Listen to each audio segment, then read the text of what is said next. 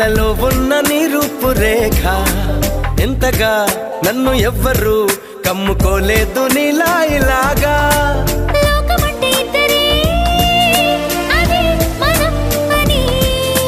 స్వర్గం అంటే ఇక్కడే అంటే సరే అని